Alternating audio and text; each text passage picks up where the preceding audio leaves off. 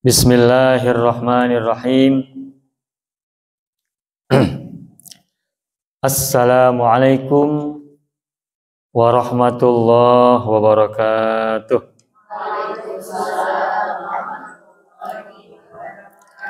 Alhamdulillah rabbil alamin, nahmaduhu hamdan na'imin wa nashkuruhu syukra syakirin.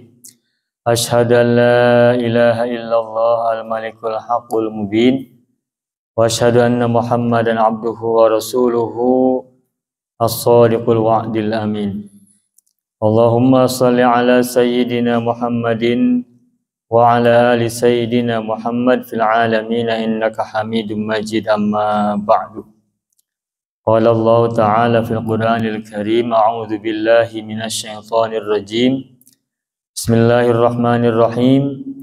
Walillahi ma fis samawati wa ma fil ardh liyajziyal ladzina sa'u bima 'amilu wajziyal ladzina ahsanu bil husna alladzina yajtanibuna kaba'iral itsmi wal fawahisha illa lamam inna rabbaka wasi'ul maghfirah wa a'lamu bikum id ansha'akum minal ardi wa id antum ajinnatun fi butuni ummahatikum fala tuzakku anfusakum wa'lamu biman ittaqa. Shadaqallahul azim.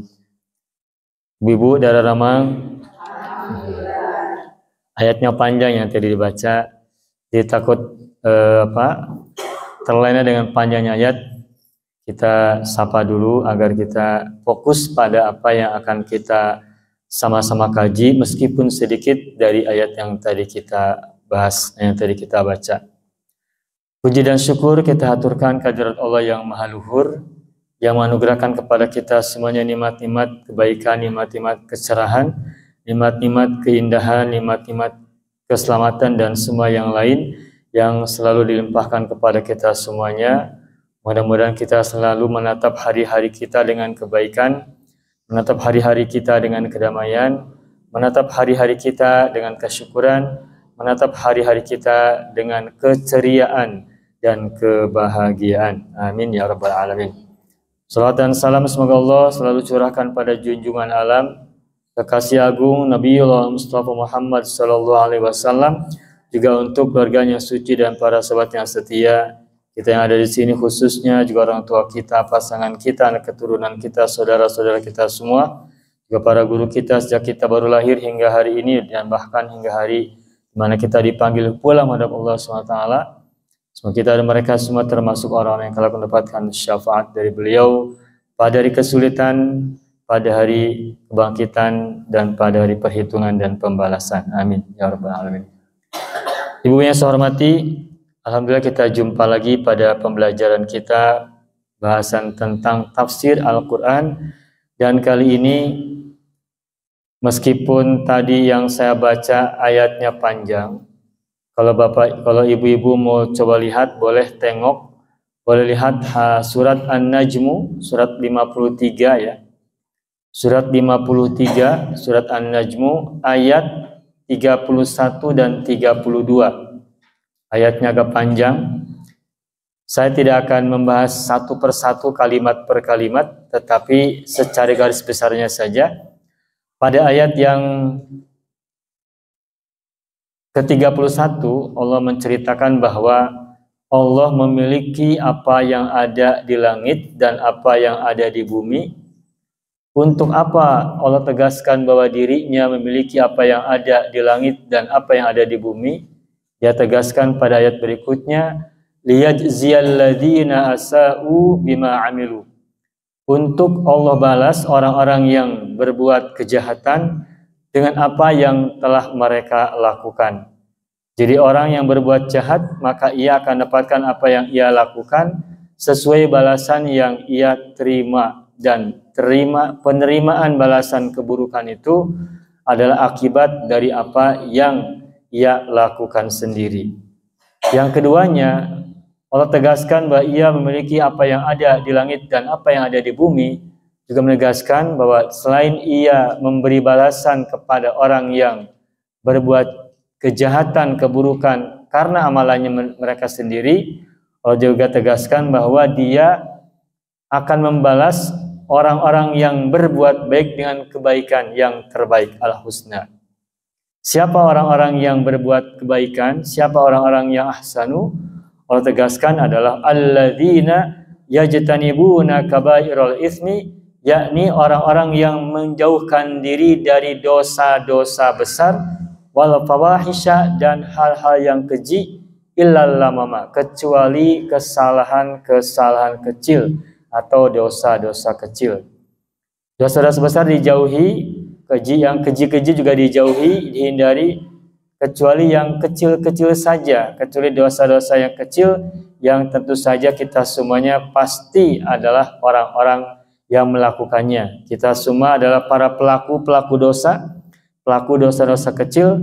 Namun begitu, meskipun kita adalah para pelanggan dosa-dosa kecil, para konsumen kesalahan-kesalahan kecil, namun kita semoga tidak termasuk orang-orang yang terjerembab, terperosok dalam dosa-dosa besar apapun itu.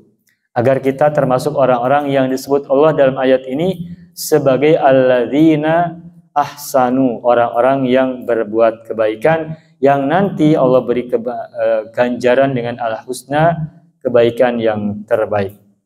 Nah, namun begitu, meskipun Allah menegaskan bahwa kita punya banyak kesalahan yang kecil-kecil itu, Allah tegaskan bahwa inna rabbaka wasi'ul maghfirah, sesungguhnya Tuhanmu adalah zat yang maha luas ampunannya.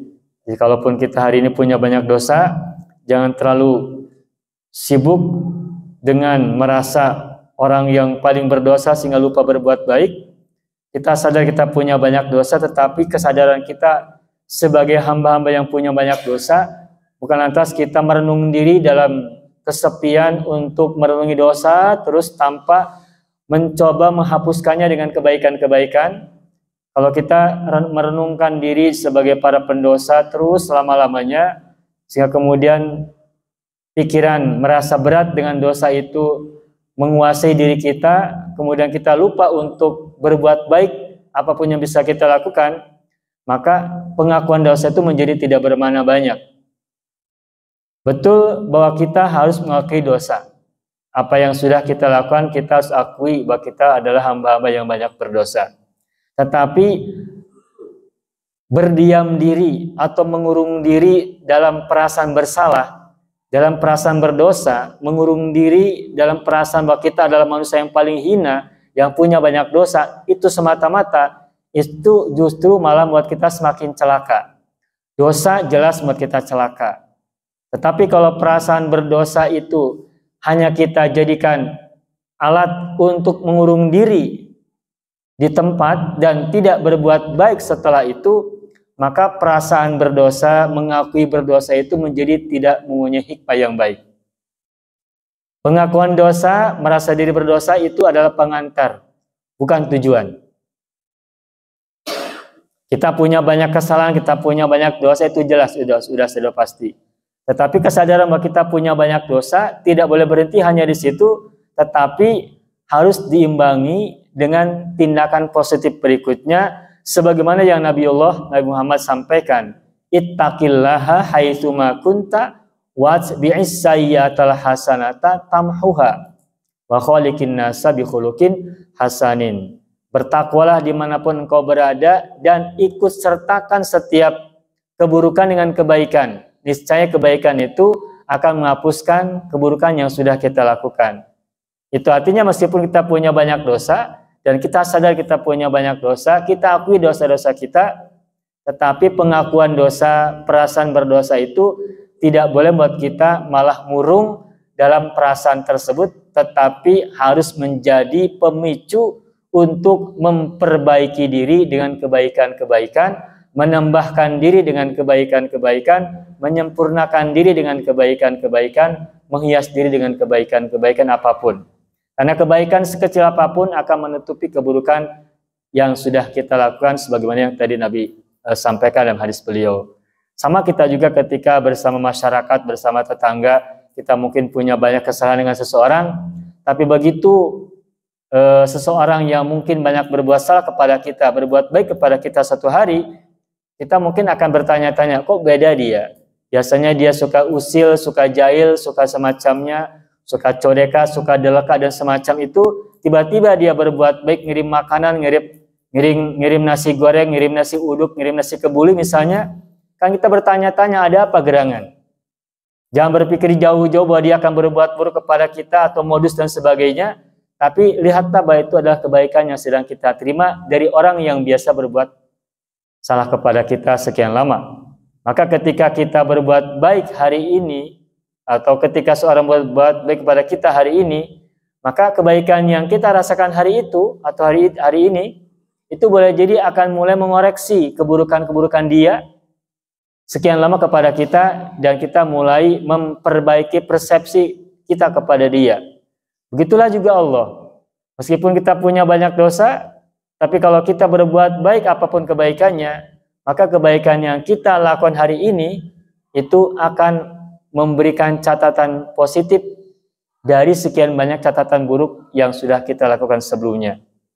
Makanya kita memperbaiki diri itu bukan hanya dengan mengurung diri, mengakui diri sebagai hamba yang punya banyak dosa, tetapi setelah kita sadar punya banyak dosa, punya banyak kesalahan, kita hias diri kita dengan berbagai macam kebaikan. Wa khaliqin nasa bi khuluqin hasanin, dan kemudian bergaulah dengan manusia dengan akhlak yang baik. Inna rabbaka wasi'ul maghfirah, sesungguhnya Tuhanmu maha luas ampunannya. Jadi insyaallah kalau kita sudah berbuat baik meskipun punya banyak dosa, insyaallah Allah akan tetap memberikan kepada kita ampunan, sebab dia ampunannya tidak terhingga, tidak terbatas. Nah, berikutnya Allah sebutkan wa a'lamu bikum, dan dia Allah lebih mengetahui tentang kalian, tentang kita semuanya. Idh ansha'akum, ketika dia menciptakan kalian minal ardi, dari bumi. Idh ansha'akum, Bapak Ibu atau Ibu semua perhatikan di sini. Huwa a'lamu bikum idh ansha'akum minal ardi. Dia Allah adalah zat yang lebih tahu tentang diri kalian. Kalian itu bukan satu orang kan, tapi kita semua kan banyak. Siapapun yang baca ayat Al-Quran berarti mendapatkan pesan yang sama. Dia Allah adalah zat yang maha mengetahui tentang diri kalian, diri kita semua, diri setiap individu yang ada di sini, diri setiap individu yang ada di luar sana, semuanya, baik yang sudah meninggal, yang masih hidup ataupun yang akan meninggal nanti. Allah adalah zat yang maha tahu tentang siapa kita. Kapan? Id ansha'akum, ketika dia menciptakan kalian minal ardi, menciptakan kalian dari bumi. Kita sekarang sudah hidup puluhan tahun, ada yang 40-an, ada yang 50-an tahun, ada yang 60-an tahun, mungkin juga ada yang 70-an tahun. Tapi Bapak Ibu, kita semua sudah punya keturunan kan, sudah punya anak. Anak-anak kita lahir.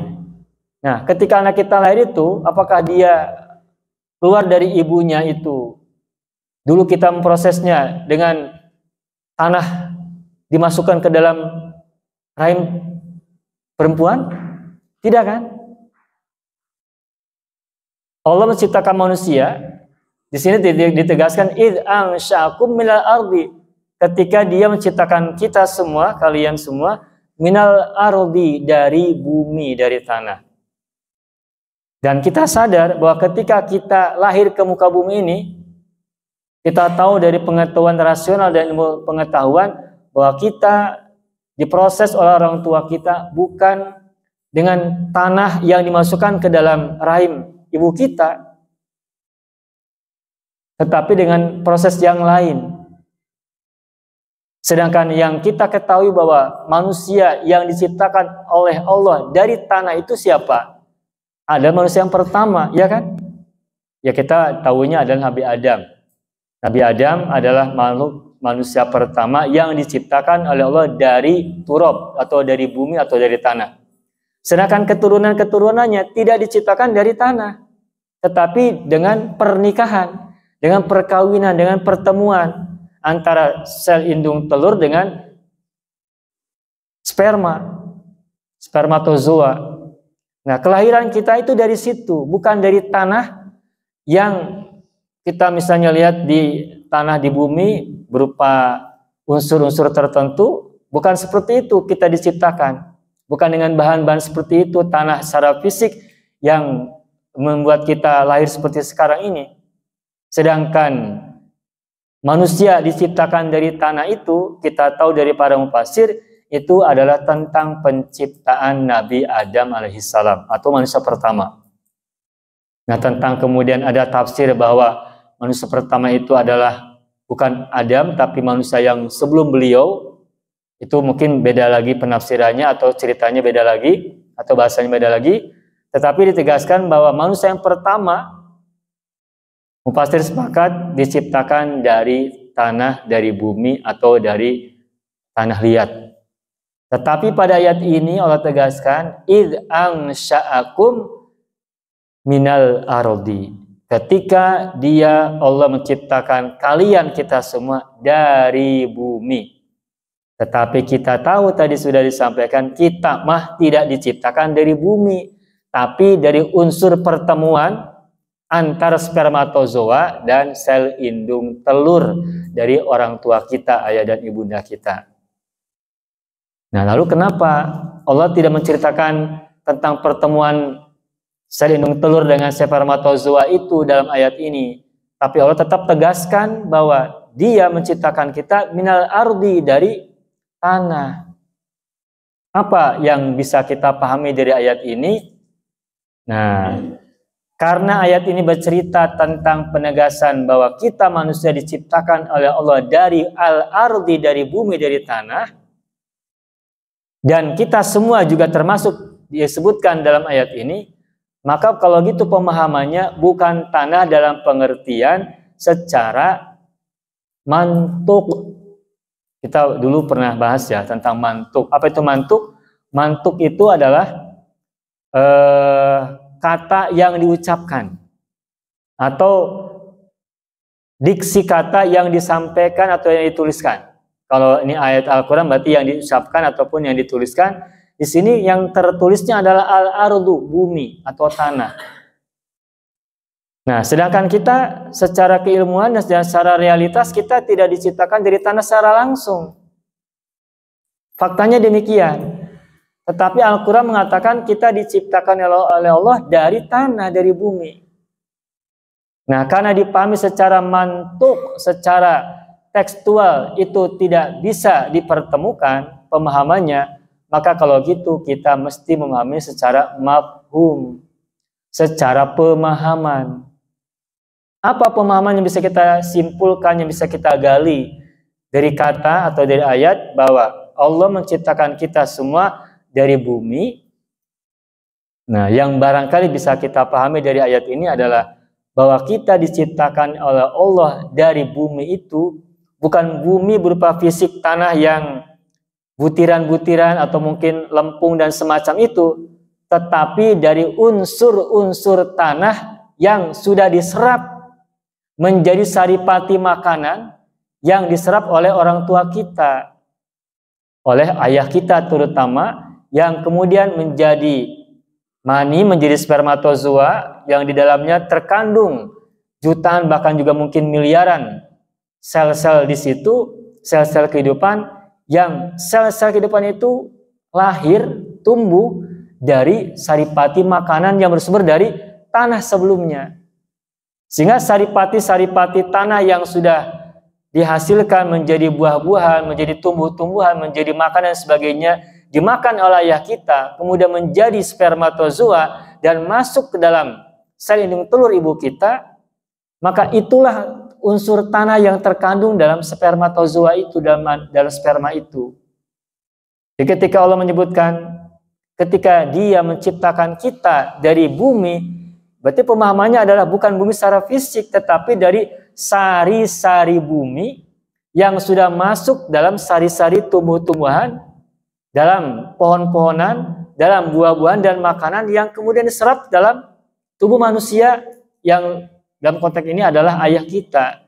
Kemudian melakukan suatu hubungan dengan ibunda kita, kemudian menjadi suatu pertemuan dan akhirnya menjadi sebuah kehidupan. Dan jadilah kita seperti yang sekarang kita hidup bersama dalam dunia. Maka ketika memahami al-ardi di sini tidaklah bisa kita pahami secara fisik, secara tekstual, tetapi mesti secara kontekstual, secara tersirat, dan itu bisa dipahami secara ilmu sains, secara ilmu teknologi, secara ilmu fisika dan semacamnya. Ini tentang apa namanya, kandungan-kandungannya yang terkandung dalam unsur-unsur bumi, kemudian menjadi tumbuhan, menjadi buah-buahan dan semacamnya, dan kemudian dimakan oleh orang tua kita, dan jadilah kita seperti sekarang. Nah, tetapi dengan begitu ditegaskan bahwa kita memang diciptakan dari unsur-unsur tanah. Iblis dulu merasa diri lebih mulia daripada Nabi Adam. Kenapa? Karena dia diciptakan dari api. Ya, mungkin boleh jadi pemahamannya bukan berarti api secara fisik, api yang sedang berkobar, tetapi unsur-unsur api yang dimasukkan sehingga kemudian terciptalah makhluk yang bernama iblis yang terbuat dari golongan jin itu. Maka begitulah juga Nabi Adam alaihissalam. Kalau dulu ketika kita memahami bahwa Nabi Adam diciptakan dari tanah, itu digambarkan dibentuk seperti lempung, dibuat seperti manusia, ada kepalanya, ada hidungnya, ada mulutnya, sampai kemudian ada tangannya dua, ada dadanya, ada perutnya, ada bawahnya, ada paha, ada kaki, ada tumit dan sebagainya. Seperti itu dulu saya memahaminya. Karena ustadz zaman dulu ketika itu memahaminya begitu. Tetapi dalam pemahaman teknologis, ilmu sains boleh jadi tidak seperti itu lagi.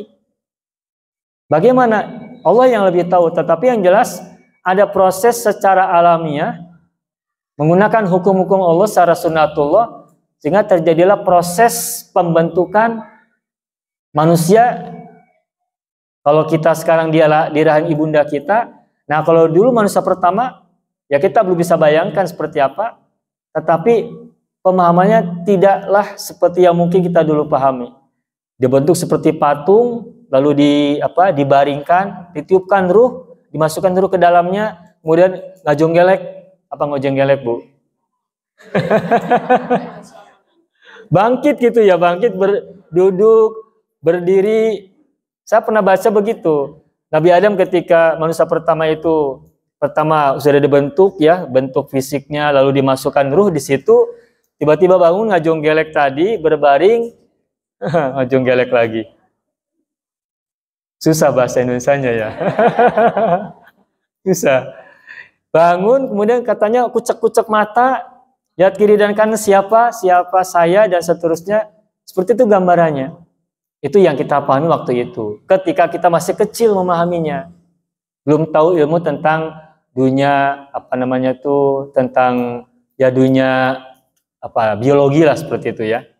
Nah, tetapi ketika kita sekarang sudah mulai membaca ilmu tentang biologi, proses kelahiran dan sebagainya, mungkin pemahaman kita zaman dulu itu akan mulai terkoreksi menjadi lebih baik dalam memahami penciptaan kita sebagai manusia hari ini ataupun manusia pertama pada masa itu. Wallahu a'lam. Tentang itu kita tidak bisa bicara banyak, tetapi kita hanya bisa membayangkan saja. Tetapi kemudian yang lebih penting dari kita bahas pada ayat ini adalah, wa idh antum ajinnatun fi butuni ummahatikum. Dan ingatlah ketika kalian, kata Allah, ajinnatun merupakan janin-janin fi butuni ummahatikum, berada di perut-perut ibu kalian, maksudnya rahim-rahim ibu kalian. Allah menciptakan kita dari bumi, dari tanah, kemudian dilanjutkan, dan ingatlah ketika kalian berada dalam rahim ibu kalian. Kapan kita ini berada dalam rahim ibu kita? Setelah ada proses pertemuan antara spermatozoa dan sel indung telur kan? Ketika sudah bertemu, kemudian sudah tambah hari, tambah minggu dan sebagainya kan, semakin besar nampak. Di mana dipeliharanya, dijaga? Dalam rahim kan? Nah, berarti kalau begitu unsur al-ardi di situ itu tadi pertemuan dua unsur kehidupan, yakni spermatozoa dan sel indung telur, antara ayah dan ibu kita. Kemudian dipelihara di rahim ibu, di rahim ibu kita. Nah, kita harus ingat tentang siapa diri kita yang tadinya hanya setetes spermatozoa, setetes mani, yang di dalamnya terdiri dari miliaran sel-sel yang pertamanya sangat banyak berlomba, kemudian hanya satu yang hidup yang berhasil menembus tujuannya, dan kemudian meskipun yang tumbuh yang menjadi kehidupan ada satu sel, tapi ketika lahir itu di dalamnya juga tercipta miliaran sel dalam tubuh kita ini, dan terus berganti setiap hari menjadi sel-sel baru dan begitu seterusnya. Dan ketika itu kita berada dalam rahim ibunda kita. Nah, apa yang akan Allah tegaskan dari ayat ini?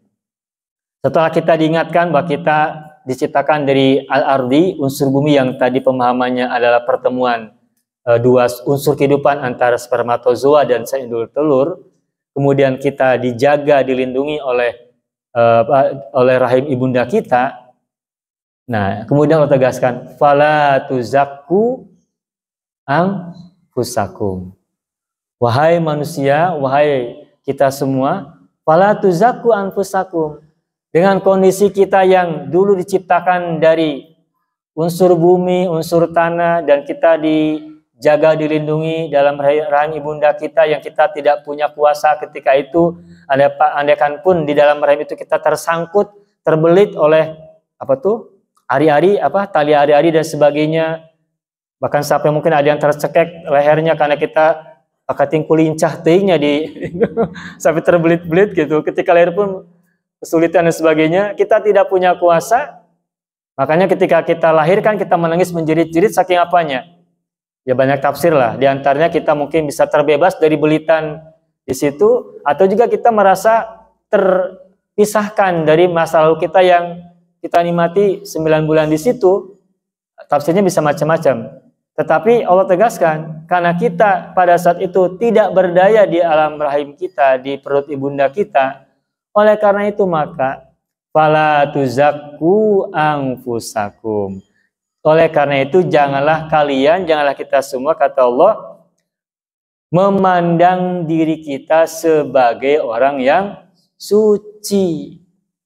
Ini tujuan dari ayat yang sebelumnya disampaikan. Allah memiliki langit dan bumi, memiliki apa yang ada di dalam keduanya. Kemudian kita diingatkan bahwa kita diciptakan dari tanah, kita dipelihara oleh ibunda kita dalam rahim ibu kita, dan kita punya banyak kesalahan, tapi Allah Maha Pengampun. Allah memberi balasan pada orang yang berbuat baik, Allah memberikan balasan pada orang yang berbuat buruk dan semacamnya. Oleh karena itu maka fala tuzakku anfusakum.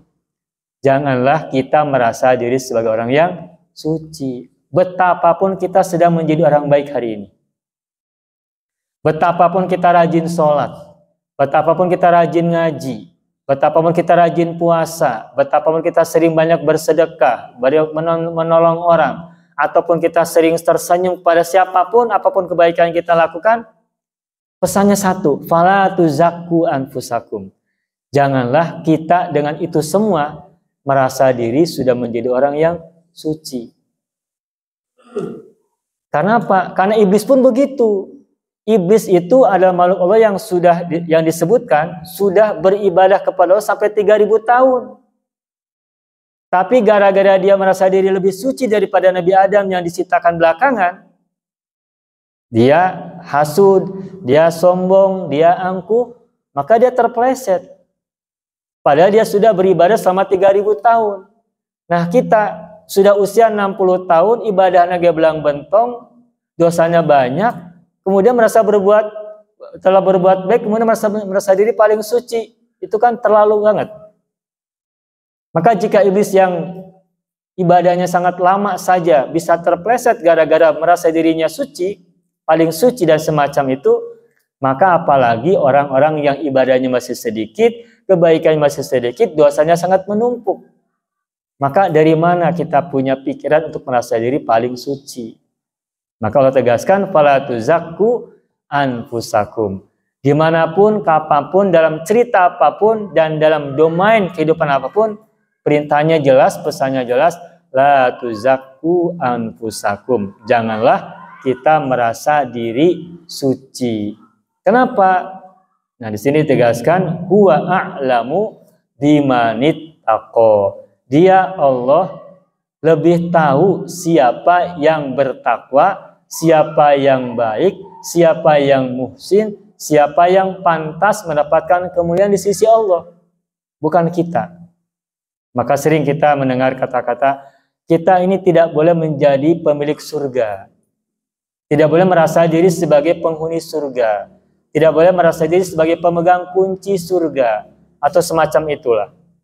Itu untuk memberikan peringatan kepada kita, karena kita mah makhluk yang punya banyak dosa, yang punya banyak kesalahan, yang sedikit amal kebaikan, yang juga belum tentu diterima. Sehingga boro-boro merasa diri sebagai orang yang pantas masuk surga, mendapatkan ampunan Allah juga sudah sangat beruntung. Oleh karena itu, maka ketika punten-punten misalnya ketika kita sekarang sudah banyak berbuat, maksudnya bergerak menjadi orang baik, kita sudah bergerak menuju orang yang lebih baik daripada hari-hari sebelumnya, maka yang harus kita perhatikan itu adalah pikiran dan perasaan kita. Jika kebaikan yang sekarang sudah kita nikmati hari ini, jika amal soleh yang sudah kita bisa lakukan hingga hari ini, jika amal ibadah yang sudah kita bisa lakukan hingga hari ini, kemudian membuat kita merasa sudah sebagai orang yang baik, sudah merasa diri seorang yang lebih baik daripada orang lain, merasa diri sebagai orang yang lebih Islam daripada yang lain, merasa diri sebagai orang yang lebih mukmin daripada orang yang lain, yang mungkin ibadahnya tidak seperti kita, pakaiannya tidak seperti kita, cara tutur katanya tidak seperti kita, maka boleh jadi saat itu kita sudah menjadi sosok-sosok yang kita sering kutuk sendiri. Sosok-sosok yang kita sering a'udzubillahi minasyaitonirrajim. Kita minta kepada Allah, berlindung kepada Allah dari setan yang terkutuk. Tapi ketika kita justru merasa diri lebih muslim, merasa diri lebih mukmin daripada orang lain di luar sana, karena mereka tidak seperti yang kita lakukan, maka jangan-jangan kita sudah menjadi makhluk-makhluk yang berbeda, yang justru kita ingin hindari dalam mulut-mulut kita. Ya mohon maaf, boleh jadi ketika kita misalnya mengomentari seseorang yang mungkin jarang ke masjid, mungkin jarang melakukan ibadah-ibadah tertentu yang seperti kita lakukan. Nah kemudian kita punya pikiran, wah si eta mah, dengan kata-kata yang buruk gitu ya, kata-kata negatif, kemudian kita punya, sambil kita punya perasaan bahwa kita lebih baik daripada dia. Nah itu tuh kita harus hati-hati, karena boleh jadi kebaikan kita yang kita lakukan itu belum tentu diterima, Nah sudah gitu boleh jadi dia sebenarnya punya amalan yang kita tidak lakukan, yang mungkin di mata Allah dia lebih baik daripada kita. Mungkin kita melihat ada di sekitar kita ada orang yang mungkin sedang main kartu atau mungkin main apa yang lain, kemudian kita datang ke masjid untuk ngaji, untuk sholat dan sebagainya. Nah ketika itu kita lihat, kita tidak boleh merasa diri bahwa kita lebih baik daripada dia lebih buruk daripada kita. Belum tentu itu begitu. Apa? Sebab boleh jadi dia punya kebaikan yang kita tidak lakukan, yang kebaikan itu bermanfaat buat orang lain. Sebagai contoh, kita sedang ada di masjid, di luar sana orang sedang di luar masjid. Nah kemudian misalnya ada orang yang ketabrak di luar sana. Kira-kira yang punya peluang menolong orang ketabrak itu siapa? Kita di sini atau mereka yang ada di sana? Mungkin orang yang di sana yang menolong orang yang ketabrak, bukan kita yang ada di sini. Kenapa? Karena kita jauh dari posisi orang yang sedang tertabrak. Nah, menolong orang yang tertabrak kebaikan bukan?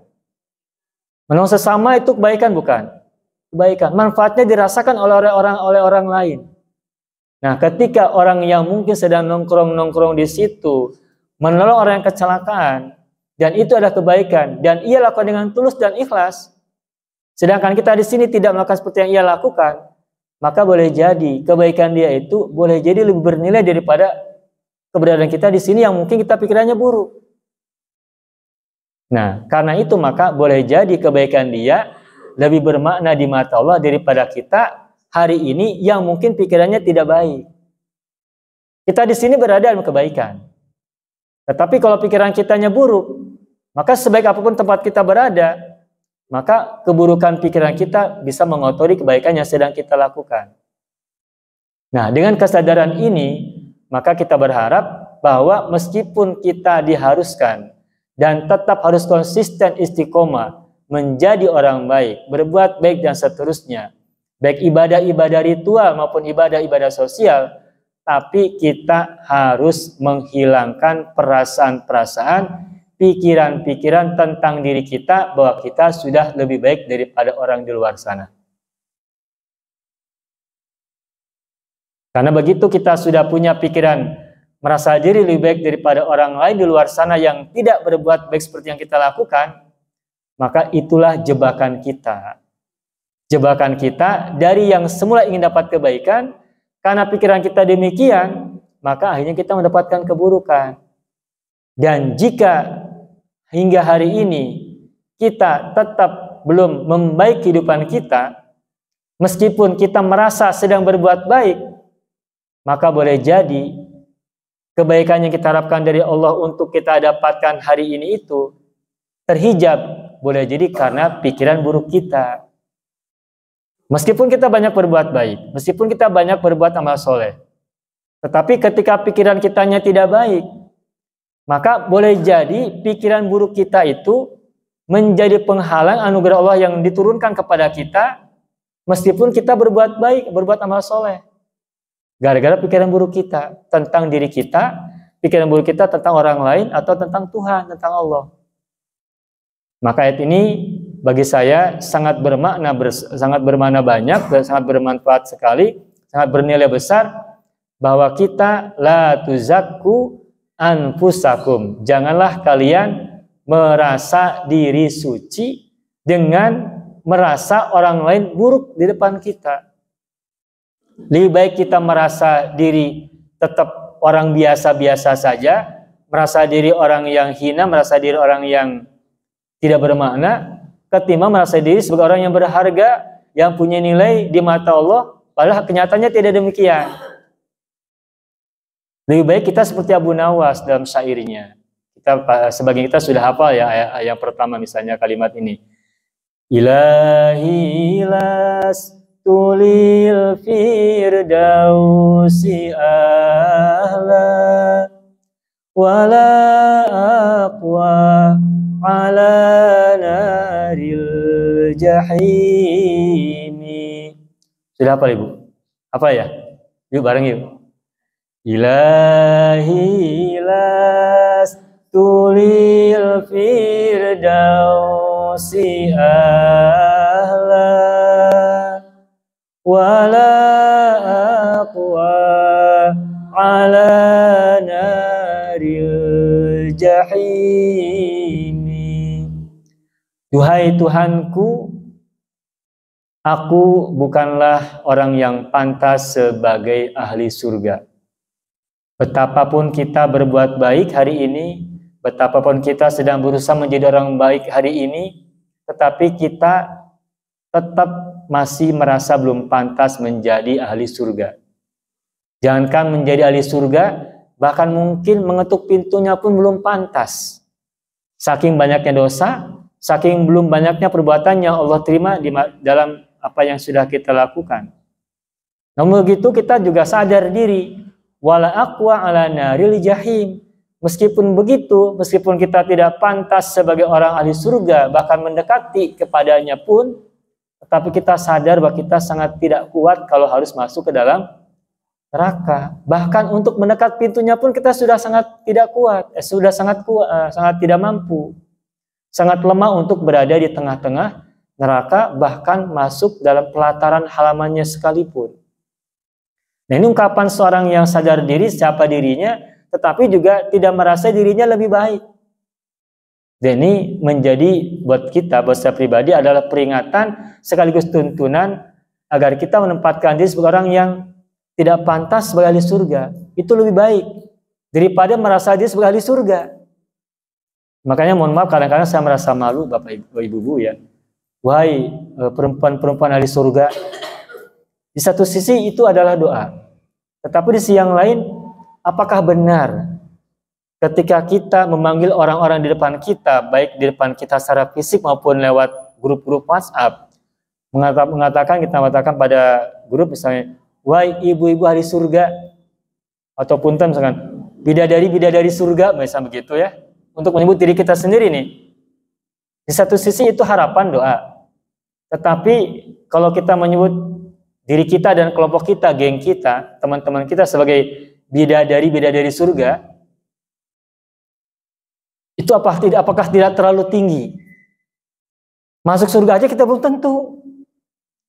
Ini menyebut diri kita sebagai bidadari surga. Lebih pantas tidak, Bu? Lebih tidak pantas lagi kan ya? Masuk surga saja belum tentu. Berada di dekat pintunya saja belum tentu. Sekarang kita menyebut diri kita kepada dengan teman-teman kita, ibu-ibu semua misalnya, sebagai para bidadari surga. Dari mana kita bisa mengatakan ini? Apakah kita merasa pantas menyebut diri sendiri sebagai bidadari surga? Padahal ahli surga belum tentu. Padahal menjadi orang yang masuk pintunya pun belum tentu. Ya, tapi sebagai husnudon, barangkali sebagai doa saja ya. Sebagai doa itu, sebagai doa mungkin oke lah, tidak apa-apa. Tetapi kalau menurut saya pribadi, marilah kita melihat diri kita sendiri, apakah sudah pantas menjadi ahli surga, apalagi menyebut diri sebagai bidadari surga. Wahai perempuan-perempuan ahlul jannah, wahai sahabat-sahabat ahlul jannah, itu juga doa sama. Tapi kalau kita kaitkan dengan tadi secara Abu Nawas yang tadi kita sama-sama baca, apakah kita merasa pantas menyebut diri sebagai ahli surga kepada diri sendiri dan orang-orang yang sedang kita sapa? Rasanya masih jauh dari pantas. Nah, kenapa ingin saya sampaikan kepada kita semua dalam forum yang kali ini dalam rangka tazkirah, peringatan buat diri saya pribadi dan buat kita semuanya, daripada kita mengatakan sesuatu yang bersifat, mohon maaf sekali, bombastis, ungkapan-ungkapan yang terlalu muluk-muluk tentang sesuatu yang kita sendiri belum tahu siapa diri kita di mata Allah. Lebih baik kita menempatkan diri sebagai orang yang rendah di mata Allah, agar kita tidak lupa untuk berbuat baik, agar kita tidak lupa untuk mengurangi dosa, agar kita tidak lupa untuk merasa diri hina di mata Allah. Dan ketika kita merasa diri hina di mata Allah, kita kemudian tergerak untuk menabung kebaikan-kebaikan, agar kita tidak terlalaikan dengan sebutan-sebutan, julukan-julukan yang kita buat sendiri untuk merasa diri kita mulia. Karena boleh jadi julukan-julukan, gelar-gelar, panggilan-panggilan kemuliaan kita sebutkan itu, boleh jadi meskipun di satu sisi adalah sebuah doa, tapi boleh jadi buat kita malah lalai dan lupa. Nah, kita kan sudah jadi bidadari-bidadari surga nih. Rasanya begitu kan? Sehingga kemudian kita berbuat salahnya semakin banyak, berbuat baiknya mungkin masih sedikit. Sehingga julukan yang tadi kita ciptakan itu malah justru buat kita lalai, buat kita lupa. Apalagi kemudian sudah mah kita lalai, kita lupa, kemudian melihat orang lain yang tidak sama dengan kita, dengan tuduhan, misalnya mohon maaf ya, misalnya tuduhan mereka, kita menuduh mereka sebagai orang yang buruk, orang yang jahat, orang yang tidak soleh, orang yang ahli neraka, atau mungkin musyrik, atau mungkin kafir, atau apapun lah seperti itu. Kita menjadi muslim, sebaik-baiknya itu harus. Siapapun kita berbuat baik, kebaikan sebanyak-banyaknya itu harus. Tetapi ketika melihat orang lain yang tidak seperti yang kita lakukan, lalu kita merasa bahwa mereka itu adalah orang yang kafir, kita menuduh mereka orang musyrik, kita menuduh mereka orang yang buruk, jahat dan sebagainya, itu boleh jadi malah jebakan buat kita. Boleh jadi dia yang lebih baik daripada kita sendiri. Nah, terutama dalam kehidupan sehari-hari kita ini seringkali merasa dalam jebakan yang kita buat sendiri. Di satu sisi kita berada dalam satu kebaikan, tapi kita seringkali atau tidak jarang melihat orang di luar sana itu dengan tatapan keburukan, bahkan menjulukinya dengan keburukan-keburukan.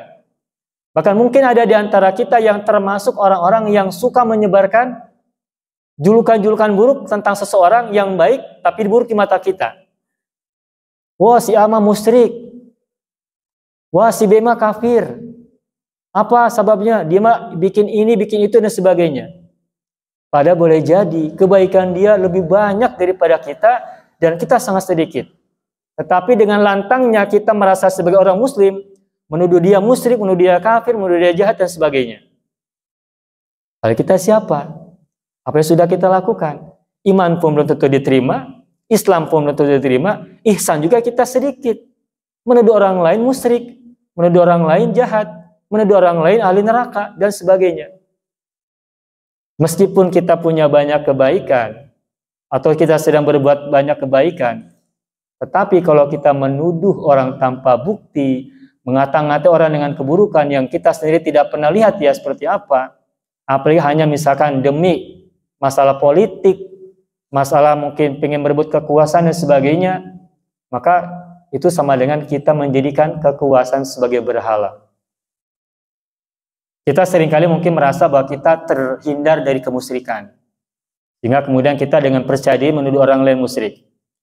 Ketika kita menghalalkan segala cara untuk meraih sesuatu yang kita kejar, entah kekuasaan, entah jabatan, entah apapun posisi-posisi di masyarakat, baik untuk diri kita sendiri maupun untuk orang lain, lantas kita menuduh si A, si B dengan tuduhan-tuduhan buruk, apalagi sampai mengeluarkan dia dari Islam, menuduhnya dengan tuduhan-tuduhan yang sangat sangat jauh lah. Kalau kita menuduh orang itu tidak baik masih mending, tapi kalau menuduh orang muslim dengan tuduhan musyrik, menuduh muslim dengan tuduhan kafir, padahal dia orang yang baik, membangun masjid, haji dan sebagainya, dan kita pede mengatakan dia musyrik, itu jangan-jangan lidah kita inilah justru akan menjadi berbalik untuk diri kita sendiri. Rasulullah pernah bersabda, man kaffara musliman fahuwa kafir. Barang siapa mengkafirkan sesama muslim, maka justru dialah yang kafir itu. Kalau gitu sebaliknya, atau berkaitan dengan kalimat yang sama, berarti barang siapa menuduh musyrik orang yang muslim, maka boleh jadi kemusyrikan itu justru kembali kepada dirinya sendiri. Maka biasanya di tengah-tengah kondisi seperti ini, kita gampang sekali melemparkan tuduhan-tuduhan kepada orang lain yang berbeda dari kita, kemudian melemparkan tuduhan yang buruk-buruk sekali. Kalau dituduh biasa-biasa saja masih sedang, tapi kalau dituduh kafir, dituduh musyrik, dituduh murtad dan sebagainya, itu tuduhan yang bukan saja menjelekkan orang yang kita tuduh, tetapi juga membahayakan keimanan diri kita sendiri. Man kaffara musliman fahuwa kafir. Barang siapa mengkafirkan seorang muslim, maka dia menjadi kafir. Berarti kalau gitu barang siapa menuduh muslim yang lain sebagai musyrik, berarti jangan-jangan dia sendirilah yang musyrik. Nah, ini peringatan buat kita semua bahwa siapapun kita, marilah kita menjadi orang-orang yang terus berbuat baik.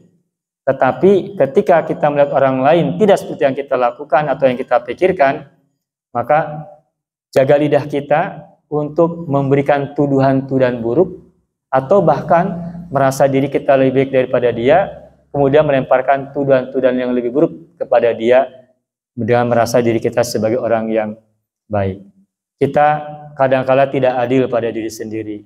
Untuk diri kita, kita berikan gelar-gelar yang sangat indah, gelar-gelar yang sangat baik, gelar-gelar yang sangat, mohon maaf, sangat bombastis, gelar yang sangat muluk untuk diri kita sendiri. Tetapi pada saat yang sama kepada orang-orang lain yang berbeda dengan kita beri dia tuduhan atau julukan-julukan yang kalau dia dengar sebenarnya tidak enak. Mungkin dia sakit hati. Dia dituduh ahli neraka, dia dituduh orang jahat, dia dituduh dengan tuduhan A, B, C dan semacamnya. Baik tuduhan-tuduhan yang bersifat keagamaan. Keagamaan itu misalnya kayak musyrik, murtad, kafir itu kan tuduhan yang bersifat keagamaan. Nah, kalau tuduhan bersifat sosial misalkan jahat, ya mohon maaf misalkan ya tuduhan-tuduhan yang bersifat sosial lah, mungkin Mbak Ibu lebih paham lah gitu. Itu kan tuduhan-tuduhan yang menyakiti hati orang. Seandainya itu dia didengar oleh orang tersebut pasti sakit. Dan coba kita lihat dan coba kita rasakan, seandainya tuduhan yang kita lemparkan kepada orang itu, orang tuduhkan kepada kita, pasti kita yang merasakannya juga akan sangat sakit sekali. Oleh karena itu, maka berangkat dari ayat ini sebagai kajian tafsir kita pada sore hari ini, yang bisa kita ambil pelajaran untuk kita semuanya adalah fala tuzakku anfusakum, janganlah kalian, kita semua, merasa diri suci dibandingkan orang-orang lain. Kita harus berbuat kesucian itu iya, kita harus bergerak menjadi orang-orang yang baik itu iya, melakukan banyak kebaikan itu iya, tetapi merasa diri sebagai orang yang paling muslim, merasa diri menjadi orang yang paling mukmin, menjadi orang yang merasa diri menjadi orang yang paling muhsin, paling suci dan semacam itu, paling soleh, paling ahli surga dan sebagainya, itu tidak boleh kita lakukan. Baik pikiran kita, apalagi ucapan. Kenapa saya sebut apalagi? Karena kalau pikiran mungkin hanya kita sendiri yang merasakan, yang mengetahui. Tapi kalau sudah diucapkan, maka boleh jadi ucapan itu bukan hanya buruk buat diri kita, malah akan menyakiti hati orang lain, yang nanti akan menimbulkan penyesatan, mencemarkan nama baik buat orang lain. Wa'lamu bimanittaqa, dialah Allah yang lebih mengetahui siapa di antara kita semua yang bertakwa. Mudah-mudahan kita terhindar dari pikiran-pikiran buruk tentang orang lain di luar kemampuan kita dan di luar kontrol kita. Dan juga kita terhindar dari pikiran-pikiran bahwa kita merasa diri lebih baik daripada yang lain. Karena kita tidak mau menjadi iblis yang sudah beribadah ribuan tahun, tapi kemudian celaka gara-gara merasa dirinya lebih baik daripada Nabi Adam, makhluk Allah yang baru diciptakan kemudian. Amin ya rabbal alamin. Tidak terasa sudah hampir 1 jam ya, sudah 50 menit kita sama-sama membahas tafsir ayat ini. Dan sekali lagi saya ingin sampaikan bahwa apa yang tadi kita bahas bersama-sama tentang tafsir ayat 31 dan 32 surat An-Najm itu sesungguhnya adalah peringatan untuk diri saya pribadi, karena kadangkala ketika kita semangat menyampaikan sesuatu, itu boleh jadi kita pada waktu yang lain juga kita sering lupa. Maka marilah bersama ibu-ibu semuanya, kita saling ingatkan, kita saling memberikan nasihat masing-masing, agar kita selalu ingat untuk tidak memiliki perasaan diri sebagai orang yang suci. Nah, jika itu bisa kita pahami, maka kita bisa bayangkan betapa ada di luar sana, ada orang-orang yang merasa diri mulia, karena mengaku sebagai keturunan suci. Ada orang-orang tertentu yang merasa dirinya mulia karena mengaku sebagai keturunan orang suci. Dia klaim keturunan Anu dan sebagainya. Kemudian dia sebutkan bahwa kami lebih baik daripada kalian. Seburuk-buruknya kami masih lebih baik daripada sebaik-baiknya kalian. Ulama terbaik daripada kalian masih sejahat-jahatnya kami masih lebih baik daripada ulama-ulamanya kalian. Sampai begitu mengatakannya, itu menunjukkan betapa dia sedang terjebak dalam perasaan merasa diri paling suci. Padahal Allah juga lewat Rasulnya sudah mengatakan bahwa la fadla li arabiyyin ala ajamiyyin illa bittaqwa, tidak ada keunggulan bagi seorang keturunan Arab di atas keturunan non-Arab, ajam, kecuali dengan takwa, kecuali dengan takwaan. Dan sebaliknya, wala fadla li ajamiyyin ala arabiyyin illa bittaqwa, dan juga tidak ada keunggulan bagi seorang non-Arab di atas orang Arab kecuali dengan takwa. Maka yang menjadi pemicu derajat seseorang di mata Allah itu adalah ketakwaan, bukan nasab, bukan status sosial dan sebagainya. Maka karena itu bukan menjadi penentu kemuliaan di mata Allah, maka untuk apa kita membangga-banggakan keturunan, membangga-banggakan status sosial? Meskipun begitu, kita juga paham bahwa sekitar kita masih banyak orang yang terpesona oleh nasab, masih terpesona oleh status sosial. Dan itulah realitas yang ada di tengah-tengah kita. Mudah-mudahan kita terhindar, baik sebagai subjeknya maupun juga sebagai objeknya.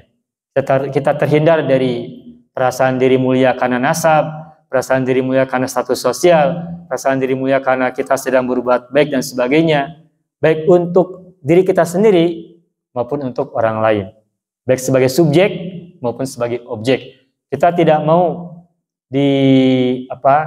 dimanipulasi oleh orang-orang tertentu dengan alasan nasab dan sebagainya, tapi kita juga tidak mau menjadi pihak yang ikut mempublikasikan manipulasi-manipulasi atas sesuatu yang tidak seharusnya dan tidak sebenarnya. Mudah-mudahan kita termasuk orang-orang yang beruntung, termasuk orang-orang yang terus konsisten dalam ketakwaan dan kebaikan. Dengan begitu kita masih punya kesempatan untuk meraih kebaikan di dunia ini dan juga di akhirat kelak. Amin ya rabbal alamin. Itu saja ibu semuanya. Atur nuhun. Langsung doa? Ya baik. Baiklah ibu semuanya, marilah kita tutup bersama-sama dengan membacakan doa untuk kita dan orang tua kita, juga anak keturunan kita. Semoga yang sakit di antara kita dan mereka segera Allah anugerahkan kesembuhan. Yang sedang sulit apapun jenis kesulitannya Allah berikan kemudahan. Yang sedang sempit apapun jenis kesempitannya Allah berikan kelapangan dan keluasan. Yang sedang mendapatkan masalah dan musibah yang buruk, apapun itu semoga Allah berikan jalan keluar yang sebaik-baiknya. Nah, Dia selalu limpahkan kepada kita semuanya karunia, kebaikan, baik kebaikan pikiran, kebaikan perasaan, kebaikan ucapan, kebaikan rezeki, kebaikan tindakan dan sebagainya untuk kita dan mereka semuanya. Allahumma sholli ala sayyidina Muhammad wa ala ali sayyidina Muhammad. Allahumma sholli ala sayyidina Muhammad wa ala ali sayyidina Muhammad. Allahumma sholli ala sayyidina Muhammad wa ala ali sayyidina Muhammad bi rahmatika ya arhamar rahimin bi sirri ummil Qur'an wa barakatiha. Al-Fatihah. A'udzu billahi minasy syaithanir rajim. Bismillahirrahmanirrahim. Alhamdulillahi rabbil alamin. Arrahmanir rahim. Maliki yaumiddin. Iyyaka na'budu wa iyyaka nasta'in. Ihdinas siratal mustaqim. Siratal ladzina an'amta 'alaihim ghairil maghdubi 'alaihim waladdallin. Rabbana ighfir lana wa liwalidayna wa lahum ajma'in. Amin ya rabbal alamin wa ya ilahan nasi ajma'in. Ibu semuanya, itu saja bisa saya sampaikan. Sekali lagi mohon maaf apabila ada kesalahan baik dalam tutur-tutur kata maupun tatapan, dan juga mohon terima kasih atas segala perhatian dan kebersamaannya. Akhirul kalam, nada agung cukup lumur, nada jembar pangampura, hapunten anu kasuhun, hatur nun anu kapihatur, akhiran assalamualaikum warahmatullahi wabarakatuh. Hatur nuhun.